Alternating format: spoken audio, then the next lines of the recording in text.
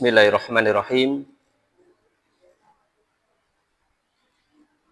Alhamdulillahi rabbil alamin. Wa bihi nasta'inu ala umuri dunya waddin. Wa sallallahu ala Muhammadin wa ala alihi wa ashabihi ajma'in. Jamaah yang berbahagia, saudara dan saudari, bapak dan ibu, demikian juga adik-adik kaum muslimin yang semoga dirahmati Allah Subhanahu wa taala. Assalamualaikum warahmatullahi wabarakatuh. Kita panjatkan puja dan puji syukur kita kepada Allah Tabaraka wa Ta'ala atas segala limpahan nikmat yang telah Allah berikan kepada kita semuanya. Semoga sholawat dan salam akan senantiasa terlimpahkan kepada Nabi kita yang mulia, Nabi akhir zaman, Nabi Muhammad Sallallahu Alaihi Wasallam. Demikian juga kepada keluarga beliau, para sahabat dan segenap umatnya yang mengikuti ajarannya hingga akhir zaman nanti.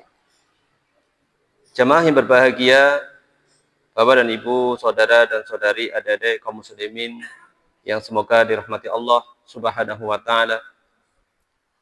Tema pengajian tafsir pada kesempatan malam hari ini adalah nikmat-nikmat Allah yang Allah berikan kepada Bani Israel. Sebagaimana pada ayat-ayat sebelumnya, dua kali Allah Subhanahu wa taala memanggil mereka untuk mengingat nikmat-nikmat Allah kepada mereka. Disebutkan di dua ayat. Allah berfirman, "Ya Bani Israel, uzkuru ni'matiyallati an'amtu 'alaikum wa aufu bi'ahdi ufi bi'ahdikum wa iyaya farhabun." Kemudian di ayat berikutnya juga disebutkan, "Ya Bani Israel, uzkuru ni'matiyallati an'amtu 'alaikum wa anni faddaltukum 'alal 'alamin." Maka pada kesempatan malam hari ini masuk kepada ayat 49 hingga ayat 53 adalah berisi perincian dari di antara nikmat-nikmat Allah yang Allah berikan kepada Bani Israel. Sebelum itu kita baca ayatnya dari ayat 49 hingga ayat 53.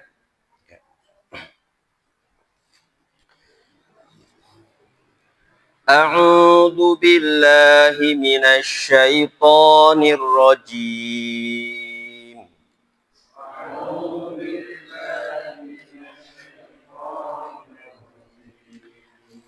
Wa idz najjaynakum min ali fir'auna yasumunakum su'al 'adzab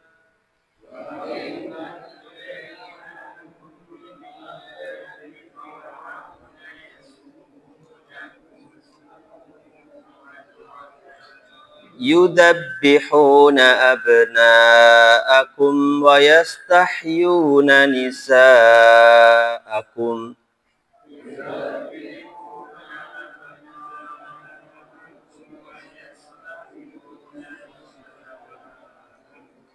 wa fi dzalikum bala'um mir rabbikum 'adzim.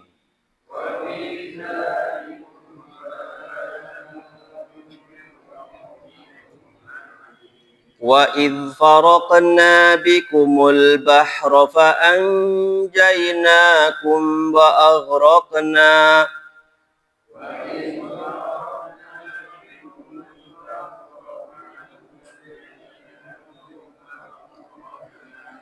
aghraqna ala fir'auna wa antum tanzurun.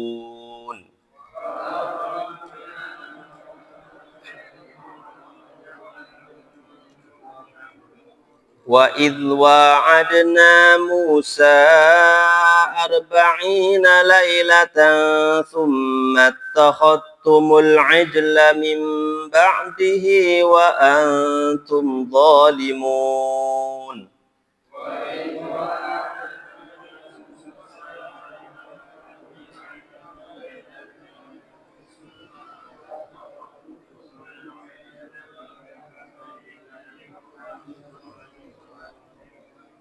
ثم عفونا عنكم من بعد ذلك لعلكم تشكرون.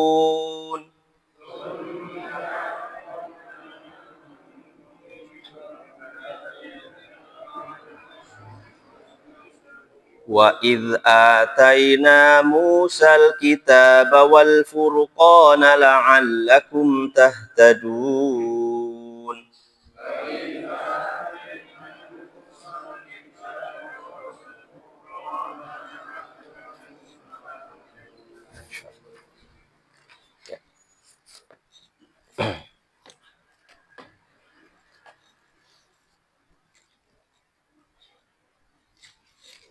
Bapak Ibu jamaah kaum muslimin yang semoga dirahmati Allah Subhanahu wa taala. Ini adalah awal dari penyebutan satu persatu nikmat-nikmat Allah Subhanahu wa taala terhadap Bani Israel dengan terperinci, dengan suatu perincian. Sebagaimana tadi disebutkan, sebelumnya disebutkan dipanggil secara umum, disuruh untuk mengingat nikmat Allah, kemudian pada ayat 49 ini Allah mulai memperinci nikmat-nikmat Allah yang Allah berikan kepada mereka. Tentunya dengan mengingat nikmat Allah, tujuannya untuk apa? Untuk apa, Ibu? Ya, supaya kita itu bersyukur. Ya. Supaya kita itu bisa bersyukur kepada Allah Subhanahu wa ta'ala. Ya. Disebutkan, di sini ada 5 ayat dari ayat 49 sampai ayat 53. Kelima ayat ini mengandung 4 nikmat yang amat besar yang Allah Subhanahu wa taala karuniakan kepada Bani Israel. Nikmat-nikmat itu Allah Subhanahu wa taala perintahkan untuk mengingatnya agar mereka itu mensyukurinya dan beriman kepada Rasulnya yaitu Muhammad Shallallahu Alaihi Wasallam dan agama Islam. Sebagaimana disebutkan oleh penulis tafsir ini, tadammanat hadil ayatul khamsu, 5 ayat yang mulia ini mencakup di dalamnya arba' ni'amin udma, yaitu mencakup 4 nikmat Allah yang sangat besar. An'amallahu biha, ya Allah berikan nikmat tersebut ala Bani Israel, kepada Bani Israel, ya, kepada Bani Israel. Wahiyalati amarahum bidzikriha, dan itu semua adalah merupakan perintah Allah kepada mereka untuk mengingatnya. Liyashkuruhu, supaya mereka itu bersyukur kepada Allah alaiha, disebabkan nikmat-nikmat tersebut cara bersyukurnya adalah bil iman, yaitu dengan cara beriman bi rasulihi Muhammad sallallahu alaihi wasallam, supaya mereka itu beriman kepada Rasul Allah yaitu Muhammad sallallahu alaihi wasallam wa dinihi al-Islam, dan agama Islam. Jadi cara satu-satunya cara mereka itu bersyukur kepada Allah itu adalah dengan beriman kepada Rasulullah sallallahu alaihi wasallam. Di ayat yang pertama Allah Subhanahu wa taala berfirman, wa id najjainakum min ali fir'auna yasumunakum su'al adab yudhabbihuna abna'akum wa yastahyuna nisa'akum wa fi dzalikum bala'um mir rabbikum adim. Dan ingatlah ketika kami selamatkan kamu dari Fir'aun. Ingatlah tatkala kami selamatkan kamu dari Fir'aun dan pengikut-pengikutnya. Ya. Perhatikan, ya. Ingatlah ketika kami selamatkan kamu dari Fir'aun. Padahal yang diselamatkan itu sudah lewat atau sedang dihadapi. Ya. Sudah lewat ya, seperti itu. Tetapi kamu gitu. Tentunya ayat Al-Qur'an ini kan turun kepada Rasulullah SAW, dan Rasulullah itu menghadapi siapa? Itu menghadapi kaum Yahudi. Karena yang dimaksud ini adalah nenek moyang mereka itu dulu diselamatkan, ya, seperti itu, supaya itu bersyukur. Gitu. Dulunya itu kakek moyang kalian itu diselamatkan oleh Allah Subhanahu wa ta'ala. Dan ingatlah ketika kami selamatkan, yaitu Allah Subhanahu wa ta'ala menyelamatkan kamu dari Fir'aun dan pengikut-pengikutnya. Selamat dari kebinasaan. Seperti selamat dari tenggelam atau selamat dari azab. Jadi keselamatan di sini adalah dari kebinasaan, yaitu seperti selamat dari tenggelam atau selamat dari azab. Mereka menimpakan kepadamu siksaan yang seberat-beratnya. Mereka ini, yaitu Fir'aun dan pasukannya itu, bala tentaranya itu menyiksa dulunya itu Bani Israel dengan siksaannya begitu berat. Mereka menimpakan kepadamu siksaan yang seberat-beratnya. Mereka menyembelih anak-anakmu yang laki-laki. Jadi anak-anak laki-laki itu dibunuhi. Seperti itu. Nanti suatu ketika ada kisah tersendiri ya, yaitu kisah Nabi Musa ya, Nabi Musa. Yang ketika itu Fir'aun memerintahkan untuk semua bayi laki-laki itu dibunuh. Itu dilandasi apa? Rasa takutnya Fir'aun nantinya akan muncul pemuda yang nantinya akan menggulingkan Fir'aun seperti itu. Maka supaya dibunuh semua. Termasuk Nabi Musa itu, ibunya mendengar hal tersebut, maka menyelamatkan Nabi Musa. Jadi mereka menimpakan kepadamu siksaan yang sangat berat-beratnya. Mereka menyembelih anak-anakmu yang laki-laki dan membiarkan hidup anak-anakmu yang perempuan. Kalau anak perempuannya dibiarkan. Ya. Supaya apa? Agar mereka besar. Supaya anak perempuan itu besar. Nantinya tumbuh besar dan menjadi pelayan. Jadi dibiarkannya nanti juga menjadi pelayan. Dan membunuh bayi laki-laki mereka karena merasa takut ketika mereka dewasa kelak. Itu tadi, sudah sebutkan tadi. Dan pada demikian itu terdapat cobaan-cobaan yang besar dari Tuhanmu sehingga tidak bisa dilalui cobaan-cobaan tersebut. Nah. Bapak Ibu jamaah kaum muslimin yang semoga dirahmati Allah Subhanahu wa taala, disebutkan di sini mulai masuk menyinggung siapa di sini? Ada penguasa yang sangat zalim. Siapa? Fir'aun. Siapakah itu Fir'aun? Fir'aun itu siapa? Jadi Fir'aun itu adalah gelar raja Mesir ketika itu. Jadi siapapun rajanya nanti disebut Fir'aun. Nah, Fir'aun di sini yang kejam ya, yang nanti yang dihadapi Nabi Musa. Wallahualam, lainnya kejam atau tidak, tapi yang diabadikan kisahnya adalah yang berhadapan dengan Nabi Musa. Jadi Fir'aun itu adalah gelar bagi raja-raja Mesir pada masa lalu. Ya. Sebutan bagi setiap penguasa Mesir yang kafir. Seperti itu. Termasuk juga bagi penguasa dari suku Amalik dan lainnya. Ini seperti kalau Romawi ada gelarnya apa? Kalau Romawi ada Kaisar. Kaisar Romawi. Ya, Kaisar Romawi. Kemudian di Habasyah itu ada Najasyi. Kurang lebih itu kalau di Indonesia contohnya apa? Kalau di keraton ya mungkin itu nanti 1, 2, 3 itu kan semuanya gitu semua. Nah, kurang lebih itu gelap. Ya. Menurut sejarah Fir'aun pada masa Nabi Musa alaihissalam ialah disebut Meneptan. Ini tahun 1232 sampai 1224 sebelum Masehi. Makanya tahunnya itu malah mundur, ya kan? 1232 sampai 1224 karena sebelum Masehi. Nah, sebelum Masehi. Kalau 1 Masehi itu diyakini ditandai dengan apa? Ya, kelahirannya Nabi Isa alaihi salam. Masih Isa. Jadi Masehi. Ini berapa ini? 1200-an tahun sebelum lahirnya Nabi Isa. Nah, itu zamannya Nabi Musa ini. Ini anaknya Ramses. Wala alam ya. Tetapi ada catatan kaki di buku ini.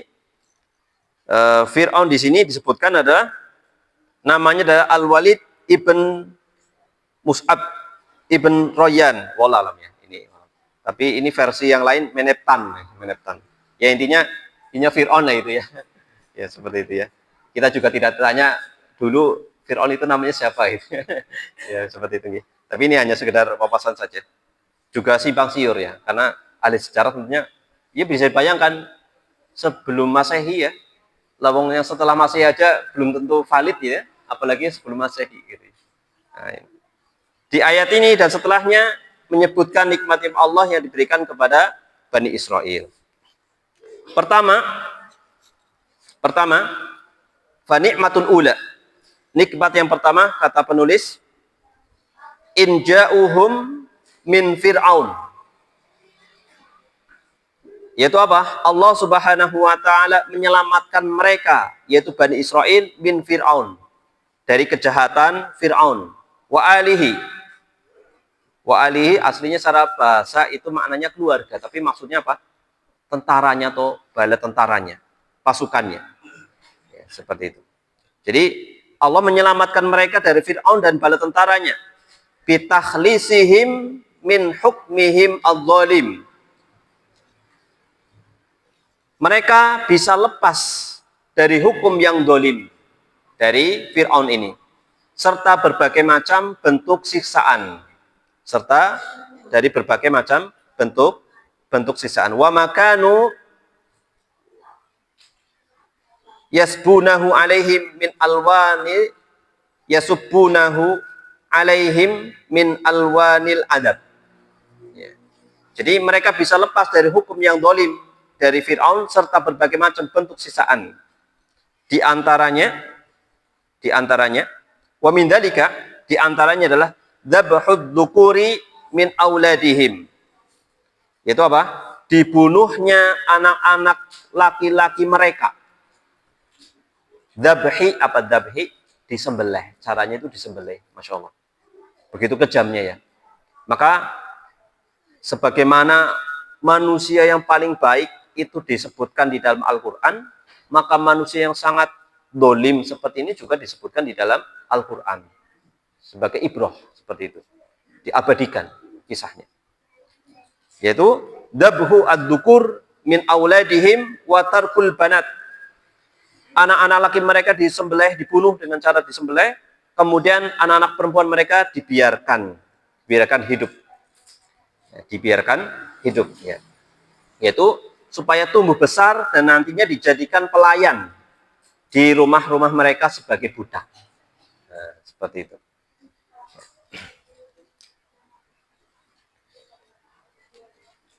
Ya. Disebutkan bahwa hari itu terjadinya peristiwa ini adalah pada hari 10 bulan Muharram. 10 bulan Muharram. Jadi peristiwa ini terjadi pada tanggal 10 bulan Muharram. Disebut dengan hari Asyura. Hari Asyura. Sebagaimana yang disebutkan dalam sebuah riwayat hadis dari sahabat Abdullah bin Abbas radhiyallahu anhuma, Rasulullah Shallallahu alaihi wasallam suatu ketika tiba di kota Madinah. Jadi di awal-awal hijrah ke Madinah, beliau menjumpai orang-orang Yahudi berpuasa pada hari Asyura. Jadi perlu diketahui bahwasanya di Madinah itu selain ada penduduk asli yaitu orang-orang Madinah yang waktu itu namanya apa? Sebelum Madinah, Yathrib. Ya, penduduk aslinya itu ada 2 suku besar, yaitu suku Aus dan suku Khazraj, yang terjadi perang saudara berkepanjangan. Ya. Dan di antara faktor yang menyebabkan mereka itu terus ini juga ada campur tangan dari orang-orang Yahudi. Kemudian di sana juga ada orang Yahudi. Dan suku yang paling besar ada suku Bani Nadir, Qainuqa, sama satunya lagi. Bani Nadir, Qainuqa, satunya lagi.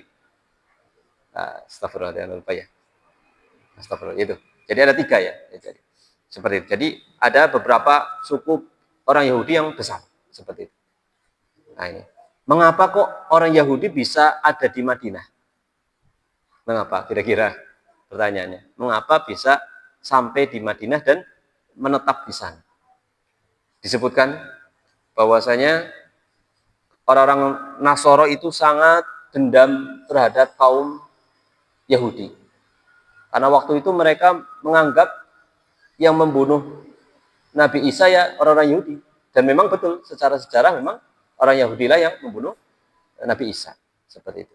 Maka mereka itu memburu siapapun orang Yahudi. Dan di antara orang kaum Yahudi itu ada, mereka itu mengetahui ada sebuah daerah yang penduduknya itu ramah gitu. Penduduknya itu ramah, yaitu di Madinah. Maka mereka sampailah ke sana. Cuma ya akhirnya mereka berbuat banyak kerusuhan juga itu. Jadi banyak dibalik permusuhan di kalangan suku Aus dan Khazraj itu juga campur tangan dari mereka. Ya. Jadi ini terjadi di hari Asyura, yaitu tanggal 10 bulan Muharram. Ya, Rasulullah SAW tiba di Madinah dan melihat orang Yahudi berpuasa pada hari Asyura. Ya, berpuasa pada hari Asyura.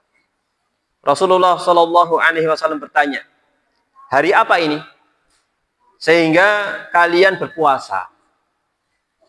Mereka menjawab, ini adalah hari yang baik di mana Allah menyelamatkan Bani Israel dari musuh mereka. Hada yaumun adzim, kata mereka. Anjallahu Musa wa qaumahu min Fir'aun. Allah menyelamatkan Nabi Musa bersama kaum muslimin atau orang pengikutnya yang beriman dari kejaran Fir'aun. Lalu Nabi Musa alaihissalam karena selamat berpuasa. Nabi Musa berpuasa. Lalu Rasulullah Shallallahu Alaihi Wasallam bersabda, kami ini umat Islam lebih berhak dan lebih dekat dengan Nabi Musa daripada kalian. Jadi orang Yahudi itu mengklaim diri mereka itu apa? Pengikutnya Nabi Musa. Maka kata Rasulullah, kami lebih berhak terhadap diri Nabi daripada Nabi Musa. Lalu Rasulullah Shallallahu Alaihi Wasallam berpuasa pada hari itu dan memerintahkan untuk berpuasa kaum muslimin untuk berpuasa pada hari itu. Rasulullah berpuasa dan memerintahkan. Nah, ini disebut puasa apa? Puasa Asyura. Ya. Dan puasa Asyura, Bapak Ibu, ini merupakan puasa yang dilakukan oleh Rasulullah itu pertama kali itu adalah wajib. Ya.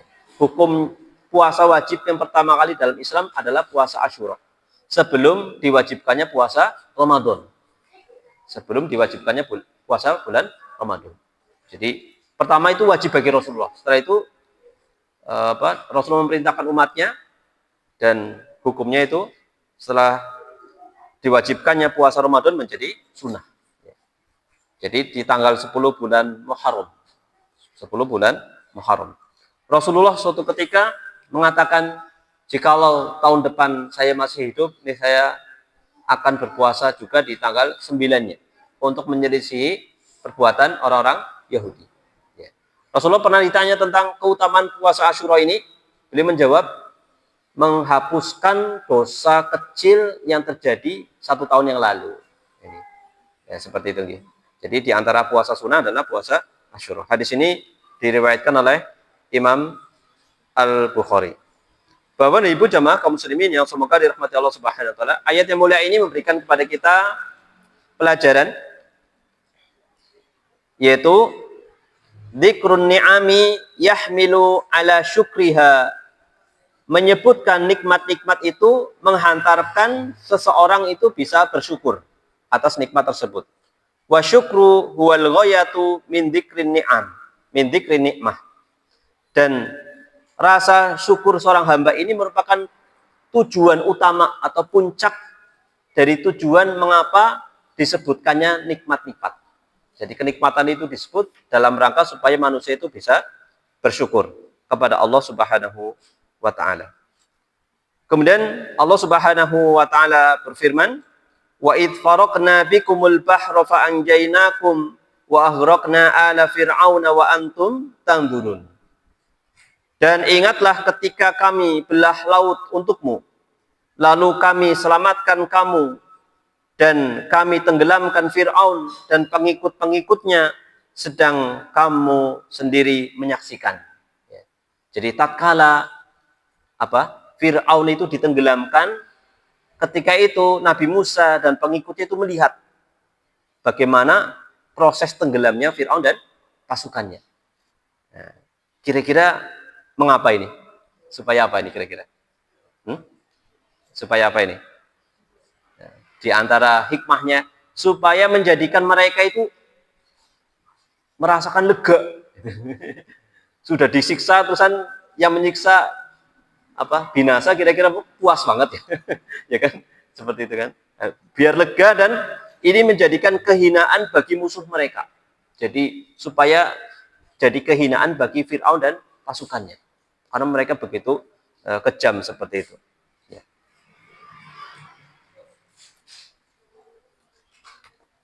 Ya, disebutkan di sini wasaniyah, ayat yang kedua atau nikmat yang kedua, falakul bahri lahum wa ighraqu aduwihim ba'da najatihim wa hum yandurun. Yang kedua adalah terbelahnya lautan menjadi dua bagian. Ya. Sehingga mereka selamat dan melihat musuh mereka tenggelam di depan mata mereka. Itu. Di depan mereka, melihat langsung seperti itu. Menyaksikannya. Jadi Allah Subhanahu wa taala jadikan lautan itu terbelah menjadi dua bagian. Benar-benar terbelah ya. Terbelah menjadi dua bagian. Dan bagian tengahnya berupa daratan kering yang dapat dilalui oleh Musa dan pengikutnya, sehingga mereka itu selamat dari kejaran Fir'aun dan bala tentaranya. Laut yang dimaksud dalam ayat ini adalah laut Kulzum atau laut merah. Wallahu alam ya. Ini di antara pendapat seperti itu, yaitu laut merah, laut Kulzum atau laut merah. Ya. Ini yang kedua ya, ayat yang kedua. Kemudian Allah Subhanahu wa taala di dalam ayat yang mulia ini tidak menjelaskan bagaimana mereka itu ditenggelamkan. Ya kan? Di dalam ayat ini kan tidak dijelaskan bagaimana tenggelamnya gitu. Ya, namanya tenggelam, kalau kita bisa memahami ya, tenggelam gitu ya. Ya, tapi bagaimana tenggelamnya itu tidak dijelaskan secara detail. Namun Allah Subhanahu wa taala menjelaskan dalam ayat yang lain ya. Ini sedikit lebih detail ya. Di antaranya ini surat Asy-Syu'ara ayat 60. Surat Asy-Syu'ara ayat 60. Coba kita lihat.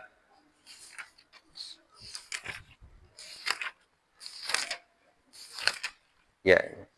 Ayat 60. Disebutkan di sana Allah Subhanahu wa taala berfirman, "Fa'at ba'uhum musyrikin. Falamma tara al-jam'ani qala ashabu Musa inna lamudrakun. Qala kalla inna ma'iya rabbi sayahdin. Fa'auhayna ila Musa anidrib bi'asaqal bahr. Fanfalaqa fakana kullu firqin kattardil adim. Wa azlafna thammal akharin." Yang artinya apa? Maka Fir'aun dan bala tentaranya dapat menyusuli mereka di waktu matahari terbit. Jadi ini sempat mereka itu terkejar gitu ya. Sempat terkejar. Maka setelah kedua golongan itu saling melihat, sudah berhadapan, ya. Berkatalah pengikut-pengikut Musa, coba kalau panjenengan lagi dikejar-kejar seperti itu, sudah yang ngejar-ngejar sudah di depan gitu gimana? Dan panjenengan itu pemimpinnya. Kira-kira pengikut panjenengan gimana? Pak kepribun iki Pak. Kan gitu. Ibaratnya kan Pak RT kepribun iki Pak RT gitu misalnya Pak RT-nya ya. Nah, ini begini juga mereka kepada Nabi Musa. Sesungguhnya kita benar-benar akan tersusul, pasti kita kena gitu. Lah wis lah. Kena ketangkep lah gitu. Ya ini. Musa menjawab ini. Perlu dicontoh seorang pemimpin itu harus memiliki keyakinan. Tawakalnya harus tinggi. Bukan malah ya wis kita menyerah aja. Benar-benar ini pemimpin bukan malah tambah ngedonkan ini yang dipimpin, tapi benar-benar motivasi dan Ini, menyemangati. Harus penuh dengan keyakinan. Nabi Musa mengatakan, sekali kita tidak akan tersusul. Subhanallah. Sesungguhnya Tuhanku besertaku. Kelak dia akan memberi petunjuk kepadaku. Ini. Ya, kelak dia, yaitu Allah akan memberi petunjuk kepadaku. Lalu kami wahyukan kepada Musa, pukullah lautan itu dengan tongkatmu. Tapi kalau panjenengan ya tenang baik, takut tongkatnya teguh sampai tongkatnya patah ya enggak ini. Seperti ini hanya khusus bagi Nabi Musa. Nabi Musa pun tidak tahu apakah nanti bagaimana, hanya menaati perintah Allah Subhanahu wa taala. Tapi penuh dengan keyakinan Allah pasti akan menolongnya. Pukullah lautan itu dengan tongkatmu, maka terbelahlah lautan itu, dan tiap-tiap belahan adalah seperti gunung yang besar. Ya, namanya lautan kan dalam gitu. Maka ini terbelah, ini kering, tentunya tinggi. Nah, wallahualam ya. Apa ada cipratan gitu. Nah, itu ini wallahualam ya, wallahualam. Ini semua adalah kuasa Allah Subhanahu wa taala. Seperti gunung yang besar, dan di sanalah kami dekatkan golongan yang lain. Disebutkan di sini di antara perkataan Nabi Musa, inna ma'iya rabbi sayahdin. Sesungguhnya Rabbku itu bersamaku. Ma'iyah, kebersamaan Allah kepada seorang hamba dalam ayat ini adalah kebersamaan secara khusus. Yaitu yang maknanya pertolongan Allah kepada hambanya. Hamba-hamba yang Allah pilih itu ditolong. Itu kebersamaan Allah, maksudnya Allah menolong. Ada kebersamaan Allah secara umum, maksudnya adalah Allah mengawasi. Dalam ayat ini maknanya bukan mengawasi, tetapi apa? Bukan mengawasi, tetapi apa? Allah menolong. Seperti itu. Ya. Bapak dan Ibu jamaah kaum muslimin yang semoga dirahmati Allah Subhanahu wa taala.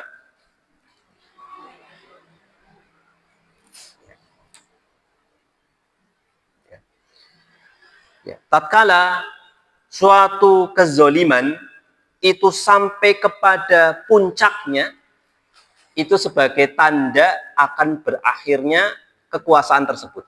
Gitu. Sebagaimana yang terjadi pada Fir'aun. Ini kan sudah sampai puncak kejahatan mereka. Maka itu pertanda Fir'aun akan segera binasa. Itu pelajaran yang bisa kita ambil. Kemudian disebutkan dalam kitab ini, pelajaran yang bisa kita ambil juga dari ayat mulia ini adalah Annallaha yubtili ibadahu lihikamin aliyah fala yajuzu al-i'tirad ala Allah ta'ala fima yabtali bihi ibadahu. Ketika Allah Subhanahu wa taala menguji hamba-hambanya, pasti ada hikmah yang tinggi. Maka tidak boleh kita itu protes terhadap ujian yang Allah berikan. Mengapa sih Allah demikian? Mengapa sih Allah? Ya. Bolehnya kalau bertanya seperti itu untuk mengapa sih terjadi ini, supaya itu diarahkan kepada kita. Barangkali ada kesalahan dari kita. Tapi kita tidak boleh memprotes apa yang Allah ujikan kepada diri kita. Seperti itu. Kemudian Allah Subhanahu wa taala berfirman di ayat selanjutnya, wa id wa'adna Musa 40 lailatan thumma takhadtumul ijla min ba'dihi wa antum dzalimun. Ya. Dan ingatlah ketika kami berjanji kepada Nabi Musa, yaitu untuk memberikan Taurat sesudah 40 malam. Jadi Nabi Musa itu dipanggil oleh Allah selama 40 malam. Setelah itu Allah memberikan Taurat kepada Nabi Musa alaihi salam. Lalu kamu menjadikan anak lembu. Kamu di sini adalah Bani Israel yang ditinggal Nabi Musa.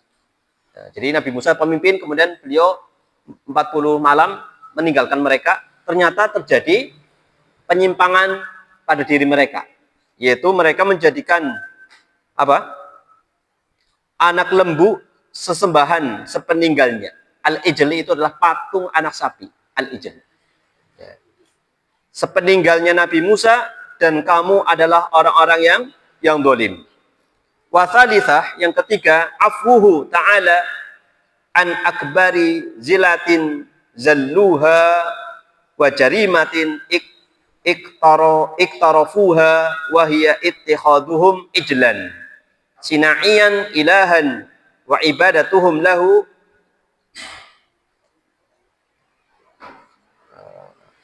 fa'fan ta'ala anhum walam yu'akhidhum bil adab li'illatin an yushrikuhu ta'ala bi ibadatihi wahdah duna siwahu.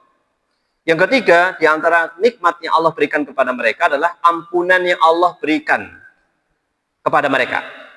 Padahal mereka itu melakukan kesalahan. Ya. Karena kesalahan yang telah mereka perbuat dengan menjadikan patung anak sapi sebagai berhala. Yaitu, siapa yang menyuruh itu? Di dalam surat Toha itu, Samiri. Jadi menipu kaum tersebut hingga mereka disuruh mengumpulkan perhiasannya mereka, kemudian dijadikan patung anak sapi. Kemudian disuruh untuk menyembahnya. Ya, seperti itu. Ya. Dan mereka menyembahnya. Kemudian pada ayat ketiga disebutkan mengenai janji Allah kepada Nabi Musa setelah Bani Israel selamat selama 40 hari. Yaitu bulan Dzulqa'dah dan 10 hari bulan Dzulhijjah. Sebentar.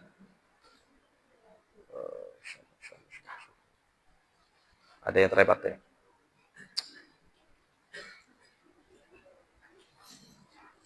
Nah, ya. Jadi perbuatan dosa yang mereka perbuat yaitu menjadikan patung anak sapi dibuat sebagai sembahan, kemudian mereka menyembahnya. Dan mereka itu tidak diadab oleh Allah Subhanahu wa taala. Padahal mereka itu berbuat syirik kepada Allah Subhanahu wa taala. Yang mana perbuatan syirik adalah apa? Perbuatan dosa yang paling besar. Ya.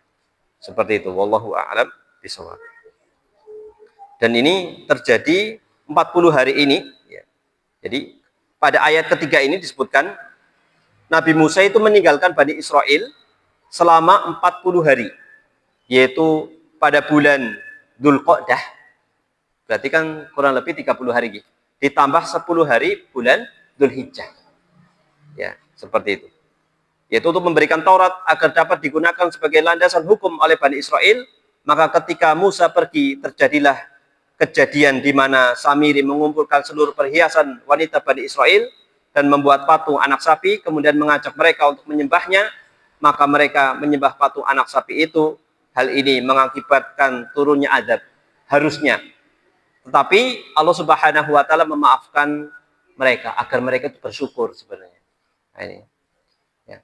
Bapak Ibu, mengapa di ayat yang mulia ini disebutkan lailatan, malam, tidak siang gitu. Tidak siang dan malam. Mengapa kira-kira? Ya. Tentunya kan 40 malam ya juga ada siangnya gitu. Ya. Ini diantaranya adalah apa? Ada isyarat bahwasanya waktu malam adalah waktu yang paling lezat untuk bermunajat kepada Allah Subhanahu wa taala. Gitu. Ini diantara faidahnya ya. Kemudian dari ayat yang mulia ini bisa kita ambil pelajaran. Asyirku dzulmun li'annahu wad'ul ibadah fi ghairi maudi'iha. Kesyirikan merupakan kedzaliman yang paling besar. Karena meletakkan ibadah bukan pada tempatnya. Ya. Kemudian Allah Subhanahu wa taala berfirman di ayat selanjutnya, "Tsumma afauna ankum min ba'di dzalika la'allakum tashkurun." Kemudian sesudah itu kami maafkan kesalahanmu agar kamu bersyukur. Syukur adalah menampakkan kenikmatan dengan mengakuinya dan memuji Allah Ta'ala atas pemberiannya. Kemudian mempergunakannya dalam hal yang Allah ridhoi. Ya. Maknanya apa? Allah Subhanahu wa taala mengampuni kesalahan itu dan tidak menghukumnya dengan azab agar mereka bersyukur dengan beribadah kepada Allah saja, tidak menyekutukan Allah Subhanahu wa taala. Kemudian di ayat yang terakhir pada pembahasan kita kali ini disebutkan wa id ataina musal kitaba wal furqana la'alakum tahtadun. Dan ingatlah ketika kami berikan kepada Musa Alkitab yaitu Taurat dan keterangan yang membedakan antara yang benar dan yang salah agar kamu mendapat petunjuk. Ya. Nikmat Allah yang keempat, tadi kan sebutkan ada 4 nikmat ya. Allah Subhanahu wa taala telah memuliakan nabi yang diutus kepada Bani Israel yaitu Nabi Musa alaihi salam, dengan menurunkan Taurat, di mana Taurat itu berisi petunjuk, berisi cahaya, dan mukjizat yang melawan kebatilan Fir'aun, dan membenarkan dakwah yang dibawa oleh Nabi Musa alaihi salam. Nikmat-nikmat yang sudah disebutkan sebelumnya adalah kandungan ayat yang kelima. Jadi nikmat-nikmat yang disebutkan sebenarnya adalah kandungan dari ayat yang kelima ini. Allah memberikan kepada Nabi Musa berupa kitab Taurat. Mengetahui berbagai nikmat itu, maka dapat memahami secara global kecuali pada ayat pertama yang berbunyi, dan pada demikian itu merupakan cobaan yang besar dari Tuhanmu. Wa fi dzalikum bala'um mir rabbikum adzim. Seperti itu. Dan pada yang demikian itu merupakan cobaan yang besar dari Tuhanmu. Ini merupakan berita bahwa azab yang diperoleh Bani Israel dari Fir'aun merupakan ujian dan cobaan dari Allah Ta'ala kepada mereka. Meskipun sejatinya ujian itu bisa berupa kebaikan, juga berupa keburukan.